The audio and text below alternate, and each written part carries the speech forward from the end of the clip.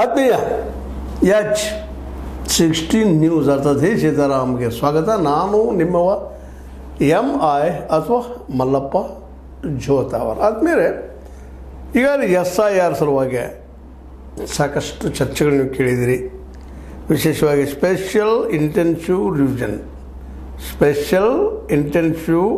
Revision ಅಂದರೆ ಮತದಾರರ ಪಟ್ಟಿಯ ವಿಶೇಷ ಸಮಗ್ರ ಪರಿಷ್ಕರಣೆ. SIR ಸಮಗ್ರ ಪರಿಷ್ಕರಣೆ ಮಾಡೋದು. ಯಾರಪ್ಪ ವೋಟರ, ಇಲ್ಲವ್ರು ಹೌದು ಅಲ್ಲೋ, ಈ ನಾಡಿನವರು ಬೇರೆ ಊರವ್ರು ಬಂದಿಲ್ಲಿದ್ದಾರೋ ಅನ್ನುವಂಥ ವಿಷಯಗಳನ್ನ ತೆಗೆದುಕೊಂಡ ಪ್ರಾಮಾಣಿಕವಾದಂಥ ವೋಟರ್ಗಳನ್ನು ಆಯ್ಕೆ ಮಾಡಿ ಅದರಲ್ಲೇ ಒಳಗೆ ಸೇರಿದಂಥವ್ರು ಬೇರೆ ದೇಶದಿಂದಾಗಲಿ ಮತ್ತೊಂದರಿಂದಾಗಲಿ ಸುಳ್ಳು ಪತ್ತೆಯನ್ನು ಇಟ್ಕೊಂಡು ಸುಳ್ಳು ಅಂಶ ಇಟ್ಕೊಂಡು ಬದುಕುವಂಥವ್ರಾಗಲಿ ಅವರೆಲ್ಲ ಹಿಡಿದು ತೆಗೆಯುವಂಥದ್ದು ಯೋಗ್ಯ ಮತದಾರರ ಪಟ್ಟಿಯನ್ನು ನಿರ್ಮಾಣ ಮಾಡೋದು ಮುಂದೆ ಪ್ರಾಬ್ಲಮ್ ಆಗಬಾರ್ದು ಅಂತೇಳಿ ಮಾಡಿದ. ನಿಜವಾಗಿ ಮೆಚ್ಚುವಂಥ ಕೆಲಸನ ಮಾಡಲೇಬೇಕಾಗಿತ್ತು. ಯಾಕಂತಂದ್ರೆ ಹೊರಗಿನವ್ರು ನಮ್ಮ ದೇಶದಲ್ಲಿ ಬರೋದು ಮಾಡೋದಾಗಿರ್ಬೋದು, ಮತ್ತೇನು ಸುಳ್ಳು ಸಿಟಿಜನ್ಶಿಪ್ ಇದ್ದಂಥ ಜನ ಇರೋದಾಗಲಿ ಸುತರಾಮ್ ಬೇಕಾಗಿಲ್ಲ. ಆದರೆ ಇದನ್ನು ಮಾಡೋದಕ್ಕೆ ಇವರು ಬಳಸುತ್ತಿರುವ ನೀತಿ, ಅದು ಎಲೆಕ್ಷನ್ ಕಮಿಷನ್ ಬಳಸುತ್ತಿರುವ ರೀತಿ ಇವತ್ತು ಪ್ರಶ್ನಾರ್ಹರಾಗಿದ್ದಾವೆ. ಯಾಕಂದರೆ ವಿಶೇಷವಾಗಿ ಈಗ ಬಿಹಾರದಲ್ಲಿ ಆಯ್ತು, ಈಗ ಪೂರ್ತಿ ಮಾಡಿ ನಾವು ಸ್ವಚ್ಛ ಮಾಡಿದ್ದೀವಿ ಅಂತ ಹೇಳ್ತಾ ಇದ್ದಾರೆ. ಅಡ್ಡಿಲ್ಲ, ಸ್ವಚ್ಛ ಆಗಲಿ. ಆದರೆ ಈ ಒಂದು ಸ್ವಚ್ಛ ಮಾಡೋ ಕೆಲಸ ಆರೋಪ ಮುಕ್ತ ಆಗಿಲ್ಲ. ವಿರೋಧ ಪಕ್ಷಗಳು ವಿರೋಧಿಸ್ತಾ ಇದ್ದಾರೆ. ಯಾಕೆ ವಿರೋಧ ಮಾಡ್ತಾ ಇದ್ದಾರಪ್ಪ ಅಂದ್ರೆ ಮೋಸ್ಟ್ಲಿ ಅವ್ರು ಹೋಟೆಲ್ ಕಟ್ ಮಾಡಿದ್ರೆ ಕಾಣ್ತದೆ BJPಗರು ಎಲೆಕ್ಷನ್ ಕಮಿಷನ್ ಮುಂದೆ ಬಿಟ್ಟ ಅಂಥೇಳಿ ಪ್ರಶ್ನೆ ಸಹಿತ ಹೇಳ್ತಾ ಇದ್ದಾವೆ. ಇರ್ಬೋದು, ಅದು ಇರ್ಬೋದು, ಸುಮ್ಮನೆ ವಿರೋಧಕ್ಕಾಗಿ ವಿರೋಧ ಮಾಡೋದಿರ್ಬೋದು. ಆದರೆ ಹಾಗಿಲ್ಲ. ಪರಿಷ್ಕರಣೆ ಮಾಡಿದ ಮೇಲೂ ಸಹಿತ ಅನೇಕ ಕಡೆಗಳಲ್ಲಿ ಒಂದಲ್ಲ ಎರಡಲ್ಲ ಮೂರಲ್ಲ ನಾಲ್ಕಲ್ಲ ಬಿಹಾರಗಳಲ್ಲೇ ಒಂದೊಂದು ಮನೆಯಲ್ಲಿ 600 ಹೆಸರುಗಳು, 600 ವೋಟರ್ಸ್, 500 ವೋಟರ್ಸ್, 400 ವೋಟರ್ಸ್, 300 ವೋಟರ್ಸ್, 80, 90, 30 ಅನ್ನೋದು ಭಾಳಲ್ಲವ, ಭಾಳ ಇದು ಅಡ್ರೆಸ್. ಅದು ಒಂದು ಮನೆ ಇಂಡಸ್ಟ್ರಿ. ನಾವು ಮನೆ ನೋಡಿದ್ರೆ ಮಾಧವಪುರದಲ್ಲಿ ನಮ್ಮ ಕರ್ನಾಟಕದಲ್ಲಿ ಮಾಡಿ ತೋರಿಸಿದ್ರು ವಿತ್ ಡಾಕ್ಯುಮೆಂಟ್ರಿ ರಾಹುಲ್ ಗಾಂಧಿಯವರು. ಅದೇ ರೀತಿ ಇಲ್ಲೂ ಬಿಹಾರದಲ್ಲಿ ಈಗದ. ಹಾಗಾದ್ರೆ ಅವರು ಅಡ್ರೆಸ್ ಏನು, ಎಲ್ಲವರು ಅವರು ನೀವೇನು ಮಾಡ್ತಾಯಿದ್ದೀರಿ? SIR ಮೂಲಕ ಪರಿಷ್ಕರಣೆ ಮಾಡಿ ಅತ್ಯಂತ ಪ್ರಾಮಾಣಿಕವಾದಂತಹ ವೋಟರ್ಸನ್ನು ತಯಾರು ಮಾಡಬೇಕು, ಇಡಬೇಕಂತ ಮಾಡ್ತಾಯಿದ್ದೀರಿ. ಅದು ಇವರು ಎಲ್ಲವರು ಆಲ್ರೆಡಿ ಈಗ ಚರ್ಚೆ ವಿಷಯದ 65 ಲಕ್ಷ ಮತದಾರರನ್ನು ಡಿಡಕ್ಟ್ ಮಾಡಿದ್ರಿ. ವಿರೋಧ ಮಾಡಿದ್ರೆ ಮತ್ತೆ 3 ಪಾಯಿಂಟ್ ಎಷ್ಟು ಮಾಡಿದ್ರಿ. ಒಟ್ಟು ಗಂದಲ ಯಾಕ್ರಿ ಸ್ಪಷ್ಟತೆ ಹಾಕಿಲ್ಲ. ಒಬ್ಬ ವೋಟರ್ ಅದಲ್ಲ, ಒಂದು ವೋಟರ್ಪ್ಪ ಅದು ಮನೆಯಲ್ಲಿ 10 ಮಂದಿ ಇರ್ಬೋದು, 5 ಮಂದಿ ಇರ್ಬೋದು. ಅದು ಅಡ್ರೆಸ್ ಎಲ್ಲೇ ಏನು ಎಂತು ಟ್ಯಾಲಿ ಆಗಬೇಕು ಆಗಬಾರ್ದು. ಎಲ್ಲ ಬೇರೆ ಕಡೆ ದುಡಿಲಿಕ್ಕೆ ಹೋಗಿದ್ದಾರಪ್ಪ ಅಂದ್ರೆ ಅಲ್ಲಿ ಅದು ಹೋಗಬಾರ್ದು. ಎಷ್ಟು ಹೋದ್ರು ಏನು ಮಾಡಿದರು? ಇದ್ರ ಕೆಲಸ ಏನು? ಎಲೆಕ್ಷನ್ ಕಮಿಷನ್ ಕೆಲಸ ಏನಪ್ಪ? ಭಾರತದ ಮತದಾರರನ್ನು, ಅವ್ರ ಹೆಸರನ್ನು, ಅವ್ರ ಅಡ್ರೆಸ್ಸನ್ನು ಪ್ರಿಸರ್ವ್ ಮಾಡಿ ಇಟ್ಕೊಂಡು ಈ ದೇಶದ ನಾಗರಿಕರನ್ನು ರಕ್ಷಣೆ ಮಾಡ್ಕೊಂಡು ಹೋಗುವಂಥದ್ದು ಕೆಲಸ ಇದ್ರು. ಹೊರಗೆ ಬಂದು ತೆಗೆದು ಹಾಕಿಲ್ಲ, ಅದನ್ನು ಬೇಡ ಅಂತ ಹೇಳ್ತಾ ಇಲ್ಲ, ಹಾಕಬೇಕಂತಿಲ್ಲ.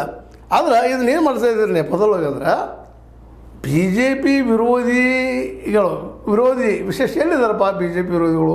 ನಿಮಗೂ ಇವತ್ತು ದಿವಸದ ಭಾಳಷ್ಟು ಜನರಲ್ಲಿ ಇದು ನೋಡಪ್ಪ, ದೊಡ್ಡ ಅಂದರೆ ಹೈಯರ್ ಕಾಸ್ಟದ ಮೇಲ್ವರ್ಣ ಜಾತಿಗಳ ರಿಪ್ರೆಸೆಂಟೇಟಿವ್ ಯಾವುದು ಈ ಒಂದು ಇಲೆಕ್ಷನ್ ಕಮಿಷನ್ ಆಗಿರ್ಬೋದು, ಅದು BJPಗೆ ಬಂದರೆ ಒಂದು ಆರೋಪ ಅದ. ಅದರ ಮೇಲೆ BJP ಬಂದಾಗ ಇದು ಹೌದು ಕೇವಲ ಮೇಲ್ವರ್ಣ ಜನರ ಏನೋ ಒಂದು ಸಂಸ್ಥಾ ಅಂತೇಳಿ.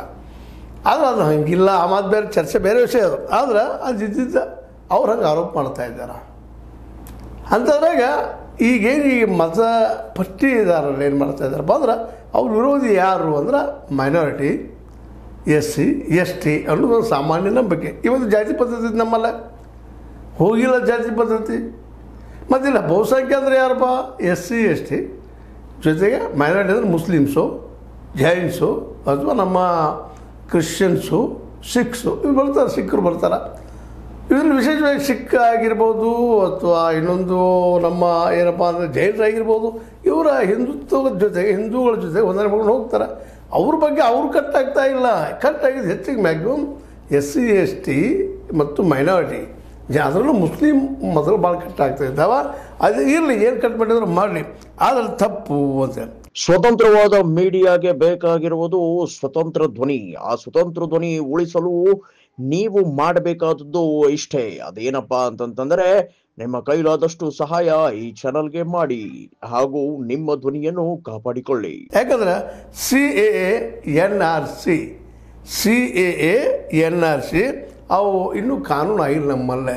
ಹೌದು, ಹೊರಗಿಂದ ಬಂದವರು ಹೊರಗೆ ಹಾಕಬೇಕು, ಅತ್ಯಂತ ಯೋಗ್ಯವಾದ ವಿಷಯ, ಅದರಲ್ಲಿ ಎರಡು ಮಾತಿಲ್ಲ.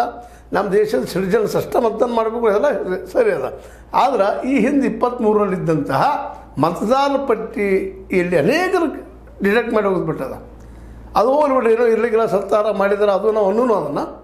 ಆದರೆ ಅದಕ್ಕೆ ಮುಖ್ಯಪ್ಪ ಅಂದರೆ ಒಂದೊಂದು ಮನೆಯಲ್ಲಿ ಲಿಸ್ಟ್ ಬಿಡುಗಡೆ ಮನೆ ಲಿಸ್ಟ್ ಬಿಡುಗಡೆ ಮಾಡಿದಾರೆ. ಹೋಗಿ ನೀವು ಅವ್ರ ವೆಬ್ ಹೋಗಿ ನೋಡಿದ್ರೆ ಗೊತ್ತಾಗಿ ಬಿಡ್ತದೆ ನಿಮಗೆ. ಬಿಹಾರದ ತೆಗೆದು ನೋಡಿದ್ರೆ ಮತದಾರ ಪಟ್ಟಿಯನ್ನು ಒಂದೊಂದು ಮನೆಯಲ್ಲಿ 60-70 ಸಾವಿರ, ಇದು ಭಾಳ ಕಡಿಮೆ. 500 600 ಹೆಸರು ಬರ್ತಾ ಇದ್ದಾರೆ. ಇದರ ಅರ್ಥ ಏನು? ಸ್ವಚ್ಛಾಗಿದನ, ಅದು ಕ್ಲಿಯರ್ ಅದನ? ಇದು ಪ್ರಶ್ನೆ ಇವತ್ತು. ಹೀಗಾಗಿ ಇಲ್ಲಿ ನಾವು ಸಿವಿಲ್ ಸೊಸೈಟಿಗಳು ಕರ್ನಾಟಕದಲ್ಲಿ ನಿಧಾನಕ್ಕೆ ನಾವು ಹಂತವಾಗಿ SIR ಮಾಡ್ತೀವಿ, ಸಮಗ್ರ ಪರಿಷ್ಕರಣೆ ಮಾಡ್ತೀವಿ ಅಂತ ಶುರು ಮಾಡಿದರೆ ಇಲ್ಲಿ ನಮ್ಮ ಎಲೆಕ್ಷನ್ ಕಮಿಷನ್. ಅದಕ್ಕೆ ಇವತ್ತು ಜಾಗೃತಗೊಂಡಂಥ ಇಲ್ಲಿಯ ವಿಚಾರವಂತರು ನಮ್ಮ ರೈಟ್ ವಿಂಗ್ ಇರ್ತಾರೆ ಎಲ್ಲರೂ. ಏನಪ್ಪ ಅಂತಂದ್ರೆ ಇವರು ನಗರ ನಕ್ಸಲರು ಅಂತೇಳಿ, ವಿಚಾರವಾದಿಗಳು, ಪ್ರಶ್ನೆ ಮಾಡೋರು, ಚಿಂತನೆ ಮಾಡೋರು, ಎಲ್ಲ ನಗರ ನಕ್ಸಲರು. ಯಾಕಂದರೆ ಇವ್ರು ತಪ್ಪುಗಳನ್ನು ಪ್ರಶ್ನೆ ಮಾಡ್ತಾರೆ, ಇವರು ಮೂಢನಂಬಿಕೆಗಳನ್ನು ಪ್ರಶ್ನೆ ಮಾಡ್ತಾರೆ, ಇವರು ಸಂಪ್ರದಾಯಗಳನ್ನು ಪ್ರಶ್ನೆ ಮಾಡ್ತಾರೆ, ಇವರ ಏನಪ್ಪ ಅಂತಂದ್ರೆ ಅನೇಕ ವಿಷಯಗಳ ಬಗ್ಗೆ ಪ್ರಶ್ನೆ ಮಾಡ್ತಾರೆ. ಸ್ತ್ರೀ ಅಂದ್ರೆ ಏನಪ್ಪ, ದೇವತೆ ಅಂತ ಹೇಳೋದು ಅಷ್ಟೇ. ಆದ್ರೆ ಮನೆಯಾಗ ದುಡಿಯಾಗಿರುವಂಥ ಒಂದು ಗುಲಾಮಪ್ಪ ಅನ್ನುವಾಗ ಸಮಾನತೆ ಇಲ್ಲ ಇದರಲ್ಲಿ, ಜಾತಿ ಪದ್ಧತಿ ಮರ್ಯಾದೆ, ಇದು ಪ್ರಶ್ನೆ ಮಾಡಿದ್ಕೊಳ್ಳ ಇವರು ಲೆಫ್ಟಿಸ್ಟ್ರಿ. ಇವರು ಏನಪ್ಪ ಅಂತಂದ್ರೆ ಹಿಂದುತ್ವ ವಿರೋಧಿಗಳು ಹಿಂಗೆ ಶುರು ಮಾಡಿಬಿಡೋದು. ಈ ಎಲ್ಲ ನಡೆಯಲ್ಲಿ ಇವತ್ತೇನಪ್ಪ ಅಂದ್ರೆ ಅನೇಕ ವೋಟರ್ಸನ್ನು ಡಿಲೀಟ್ ಮಾಡೋ ಪ್ರಯತ್ನ ಇಲ್ಲಿ ನಡೀತಾ ಇದೆ. ಈಗ ಅಲ್ಲೇ 33 ಲಕ್ಷ ಆಗಿತ್ತು. ಎಷ್ಟು ಪರ್ಫೆಕ್ಟ್ ಇಲ್ಲ ಹೇಳ್ತಾರೆ, ಎಷ್ಟು ಆಗಿತ್ತು, ಕಟ್ ಮಾಡಿದಂತೀನಿ. ಅದ್ರ ಒಳಗೆ ಇಂಥವೆಲ್ಲ ಇದ್ದಾವೆ. ಈಗಾಗಲೇ ಅದನ್ನು ಪಂಡಿತ್ ವಾಜಪೇಯಿ ಅವರು ತಮ್ಮ ಇದ್ರ ವಾಹಿನಿ ಮೂಲಕದೆಲ್ಲ ಪ್ರಚಾರ ಮಾಡಿದ್ದಾರೆ. ಅದನ್ನು ರೆಕಾರ್ಡ್ಸು ಬಿಡುಗಡೆ ಮಾಡಿದ್ದಾರೆ, ಕಾಂಗ್ರೆಸ್ಸಿಗರು ಬಿಡುಗಡೆ ಮಾಡಿದ್ದಾರೆ. ಅದನ್ನು ಹೋಗಿ ನೋಡಿದ್ರೆ ಅವ್ರ ಹೆಸರು ಹೋಗಿ ನೋಡಿದ್ರೆ ನೀವು ವೆಬ್ದಾಗ ಹೋಗಿ ಸಿಗ್ತಾವೆ ನಿಮಗೆಲ್ಲ ಅವ್ರ ಹೆಸರುಗಳು ಎಷ್ಟೆಷ್ಟು ಅದಾರಪ್ಪ ಅಂತೀರಿ. ಅದೇ ಸ್ವತಃ ರಾಹುಲ್ ಅವರು ಕರ್ನಾಟಕದಲ್ಲೇ ತೋರಿಸಿದ್ರು 80-85 ಜನ ಒಂದೇ ಮನೆಯಲ್ಲಿದ್ದಂಥ ದಾಖಲೆಗಳು ಈಗಂತೂ ಸ್ಪಷ್ಟ ಅದ ಅದ್ರೊಳಗೆ. ಮತ್ತು ಇದು ಹೆಂಗೆ ಪರಿಷ್ಕೃತ ಹೆಂಗೆ ನೋಡ್ತಾ ಇದು SIR ಅಂತ ಹೆಂಗೆ ನೋಡಿದ್ದಕ್ಕೆ ಅನ್ನೋ ಇವತ್ತು ದೊಡ್ಡ ಪ್ರಶ್ನೆ ಇದೆ. ಅದಕ್ಕೆ ಇಲ್ಲಿಯ ಸಿವಿಲ್ ಸೊಸೈಟಿಗಳು ಅಂದರೆ ಅದು ನಾಗರಿಕ ಸಮಾಜಗಳು, ಸಂಸ್ಥೆಗಳು, ಸಂಘಟನೆಗಳು ಇದನ್ನು ವಿರೋಧ ಮಾಡ್ತಾ ಇದ್ದಾರೆ. ಇದು ನೋಡ್ರಿ NRCನೂ ಅಲ್ಲ, ಇದು CAನೂ ಅಲ್ಲ. ಅದು ಆದಾಗ ನೋಡೋಣ. ಅದನ್ನು ನೀವು ಈಗೇನೈತಪ್ಪ ಅಂದ್ರೆ ವೋಟರ್ ಲಿಸ್ಟು, ಅದ್ರ ಜೊತೆಗೆ ನೀವು ಆಧಾರ್ ಕಾರ್ಡ್ ಎರಡು ಜೋಡಿಸಿಬಿಟ್ರೆ ಸಾಕು.